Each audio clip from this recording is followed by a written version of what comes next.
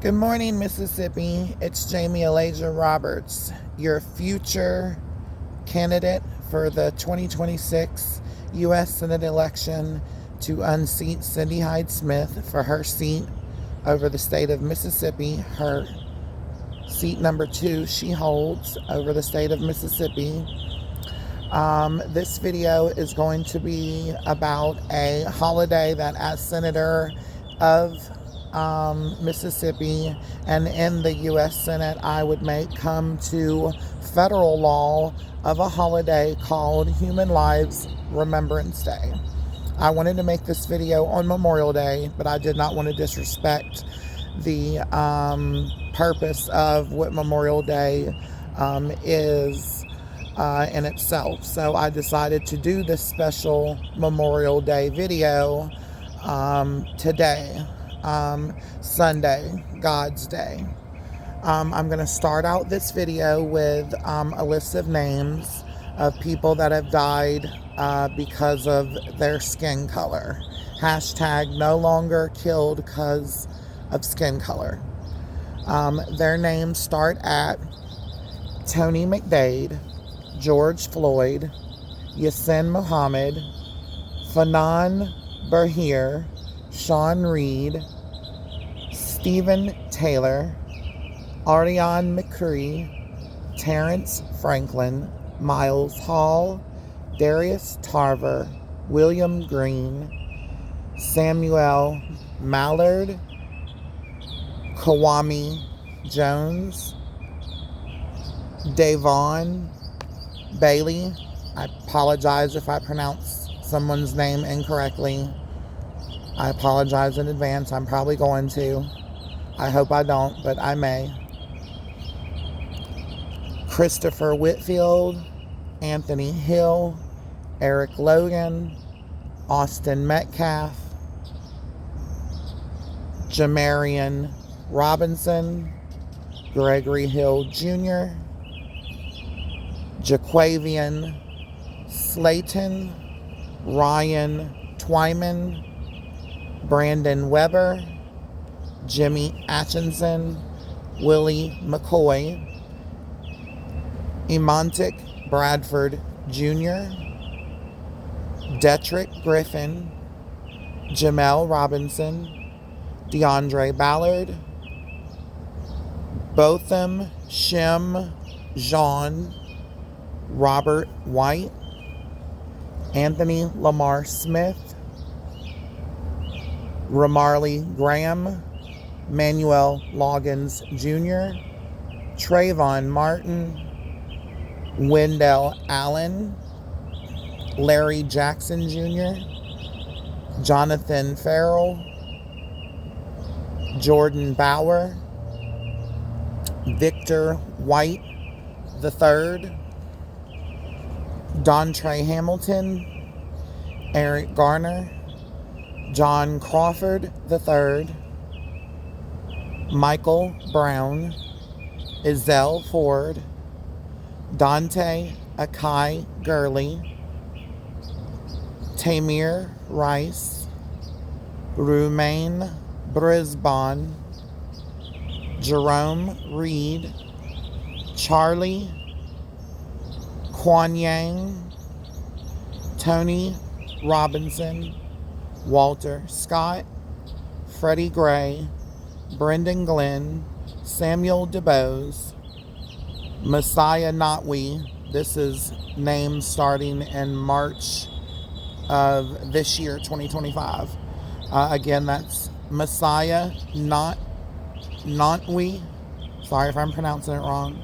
William Bowen, Christian Black, Rashad Johnson, Marco Dorsey, and Camonte Cobbs.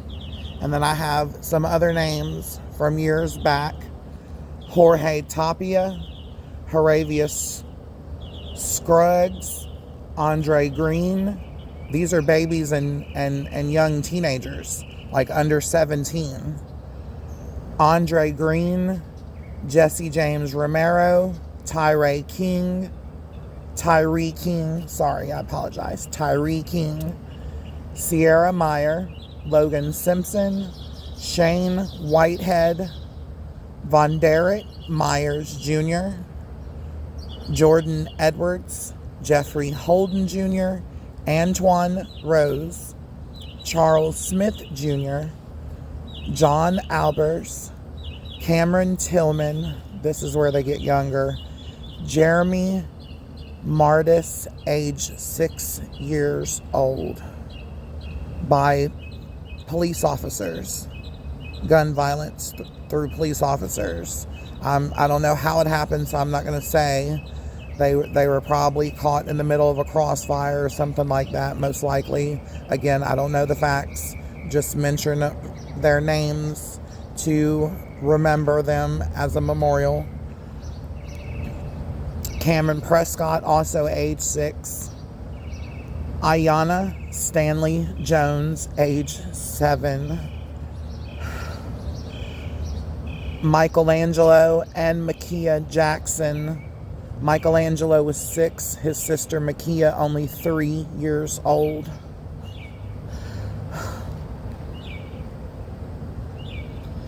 Anthony Jacob Weber, Amir Joliffe, Xavier, Nikayla, and Natalia McLaughlin, Audrey Cunningham, Madeline Soto,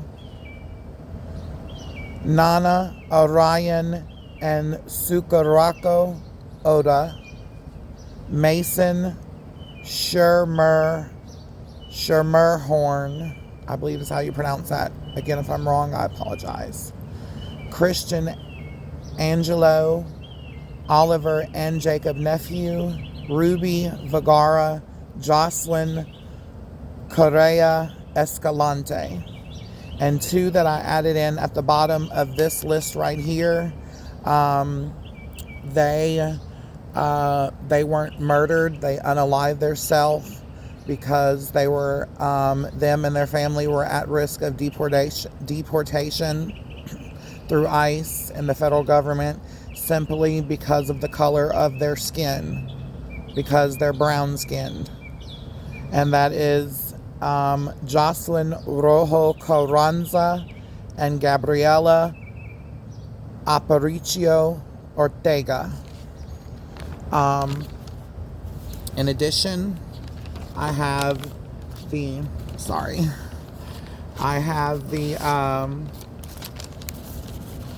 14 names of the people who were killed in New Orleans, Louisiana on January 1st, 2025. They were killed by Shadsood Den Jabbar, who was from Texas. He was an Army vet, retired IT tech. I'm not going to comment on what I believe of that. There's many different things, down to he could have had a PTSD breakdown and thought he was at war, killing the enemy.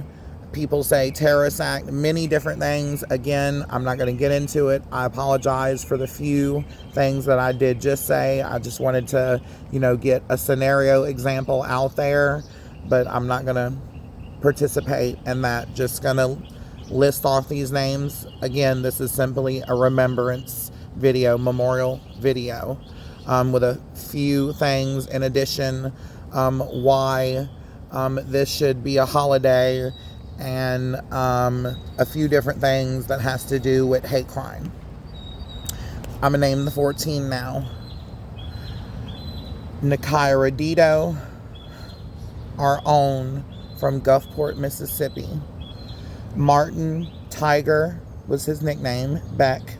Andrew Dolphin, Kareem Badawi, William DeMayo, Hubert Guthrow, Reggie Hunter, Terrence Kennedy, or Terry as his friends called him, it mentioned, Nicole Perez, Edward Pettifer, Latasha Polk, Brandon Taylor, Matthew Tenedorio, and Elliot Wilkinson. That is so sad that all of these people, I imagine I listed probably between roughly 50 to 100 people just now, Well, I'll give it a lower ballpark, maybe 30 to 70 people I just named. And there's so many more. I'm sorry if I didn't name them. I didn't want to make this a long video. I'm trying to make my videos at least definitely 30 minutes or less.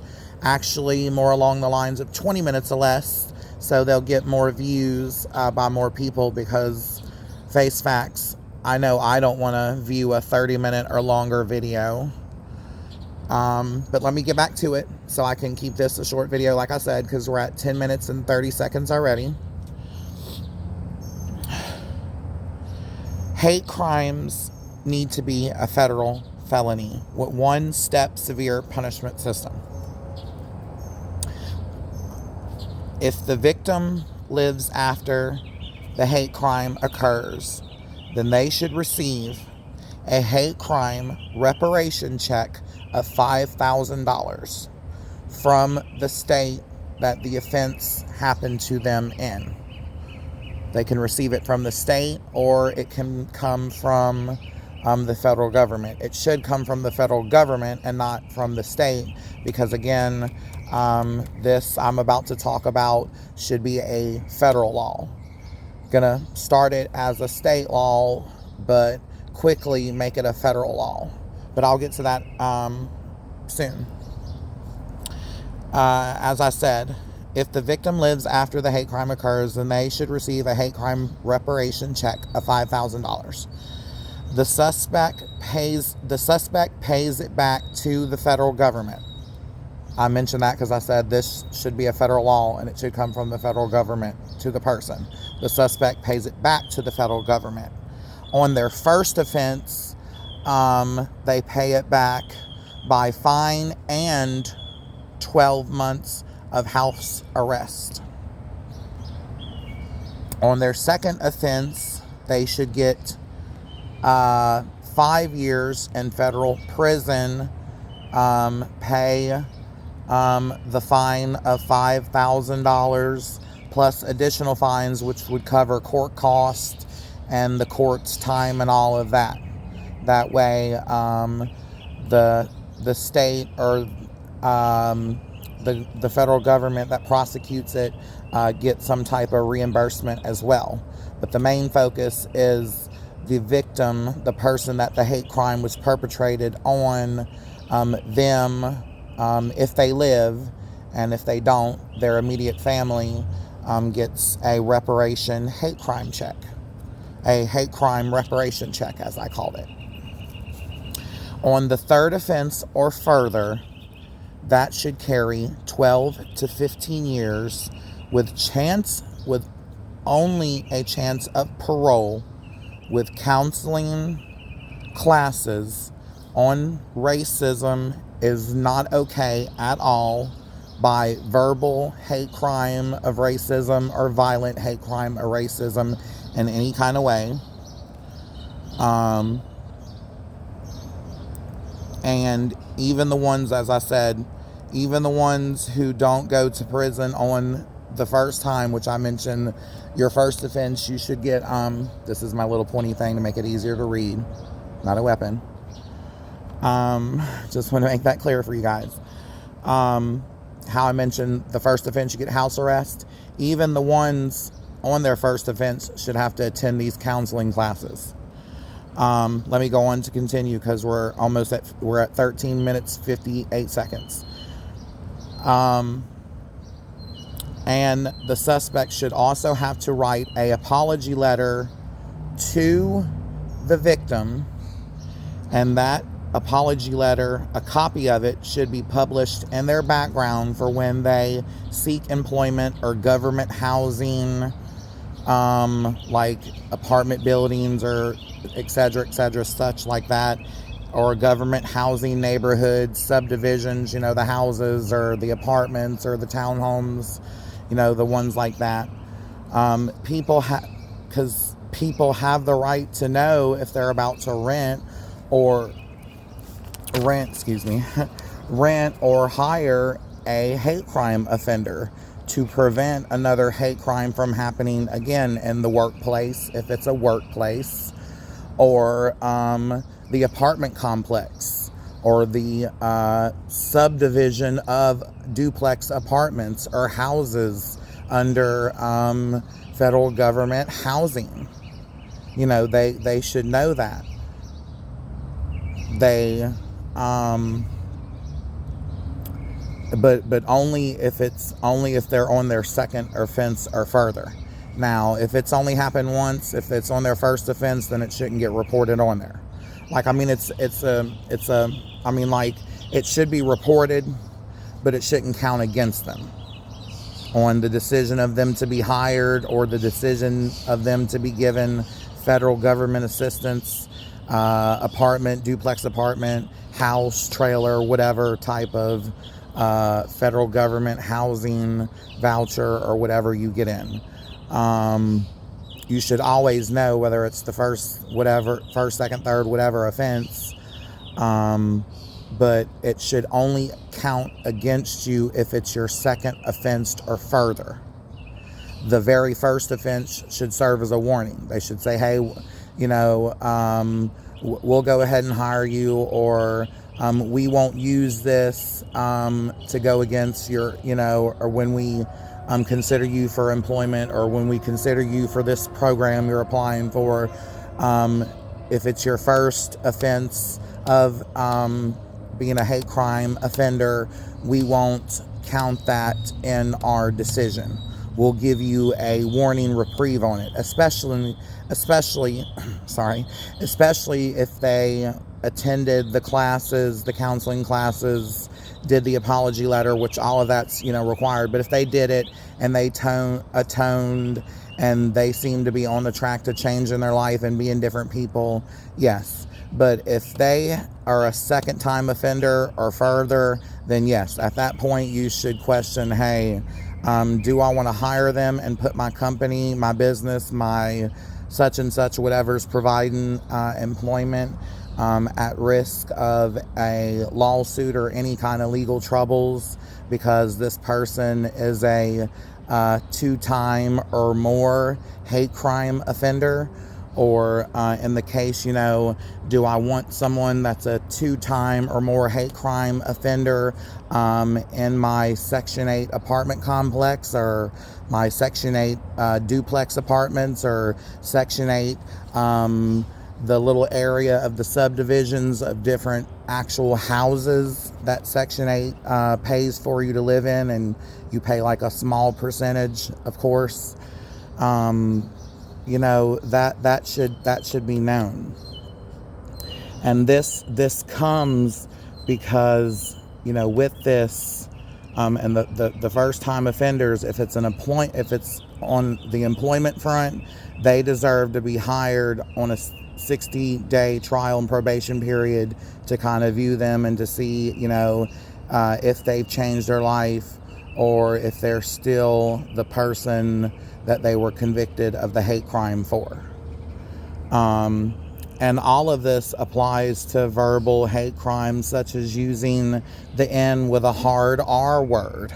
A lot of people, I'm not going to put it just to white skin. Yes, mainly white-skinned people, but other people, other color-skinned people use it as well. But yes, mainly white-skinned people use it. Yes. Verbal hate crimes, such as using the N with a hard R word or other hateful ethnic slurs, should be included. Let me get on, because we're at 19 minutes. If the victim dies as a result of the verbal or violent hate crime, the immediate family gets a hate crime restitution check, or a reparation check of $25,000 for funeral expenses of any kind. The suspect gets a harsh offense punishment on the first offense of, on the offense of the deadly hate crime. Verbal part of this applies if the hate crime committed by the suspect causes the victim to take their own life. So in other words, if the verbal hate crime they commit against the victim causes the victim to take their own life, then if the if the victim dies, part of the law should apply to them. And I believe this should go into place, and I would definitely make it go into place as U.S. Senator. I would work hard to make it a state law of Mississippi first, and then quickly, within 6 months to a year, 3 months, 6 months to a year, fight hard, tooth and nail, to make it a federal law. Because like I said in the beginning, federal government and federal law, because that's what should it be. Because state is not enough to eradicate, to cut down on this, or to hopefully eradicate it altogether. This would be used as a tool to cut down or eradicate verbal and violent hate crimes completely. Because we are more than a skin color. We are simply only human. We are all human. We only have different colors of skin because God is a rainbow. He's colorless. Well, you know, God, they are a rainbow. They're colorless. They're genderless. God is genderless. God is colorless. Jesus was a few mixtures of colors. And here's an example on that. Do you know that Jesus technically is part of a hate crime? Because the Romans that crucified him on the cross, it was Pilate, Pontius Pilate. He was a Roman. He was white-skinned. He was the one that initially convicted Jesus Christ and crucified him on the cross. He was white-skinned, and Jesus was not white-skinned. He was like caramel, medium brown, dark brown skinned, definitely. So, and today, if Jesus Christ were to walk today, he would probably be on this list of names that I just listed off. Or he would probably be one of the people deported, because he would be an immigrant to them in their eyes because his skin color. I'm approaching 23 minutes. I want to go ahead and end this video. As I said, I want to make it short so I get more views on it, and more likes, more shares. And please like, share, subscribe, and view all my videos. I love you all so very much. I'm so sorry to all the people that are living, that experienced verbal or violent hate crimes. And I'm sorry to all the families of the loved ones that they lost due to violent or verbal hate crimes. I'm deeply sorry for that, and I will work my hardest to change all of that. My top priority is, like I said, I'm working to help the poor, the helpless, the poor, the homeless, the hungry, the struggling, but this is right on the list, right behind it, actually right next to it. Helping the spiritually sick, the poor, the struggling, the homeless, the hungry. I want to do that together with this law right here and this Human Lives Remembrance Day, because it's time to put an end to racism, hate crimes, verbal and violent hate crimes due to racism, due to skin color. When we're more than a skin color, we're human. We're our ethnic backgrounds, human beings, children of God, brothers and sisters in Jesus Christ. Like, this needs to stop. And the use of the N with the hard R word definitely needs to stop. They, like all hateful ethnic slurs, they all need to stop. But that one, it's like, begin with that one, because that one, like I said, is used a lot. I have to admit that. The N with the hard R word is definitely used a lot. And I'm going to start with that one first and work down the list. We're coming to 25 minutes. I love you very much. Have a blessed Sunday, June 1st, 2025, and blessed rest of your year. Come back and see me more for more videos. Love you so much. God bless you. Stay safe. And remember, vote for me, Alaizah Roberts, November 3rd, 2026, for U.S. Senator, to unseat Cindy Hyde-Smith. She's MAGA first, I'm God first, and Mississippi first, and the people of Mississippi first, and the people of everywhere first. Love you.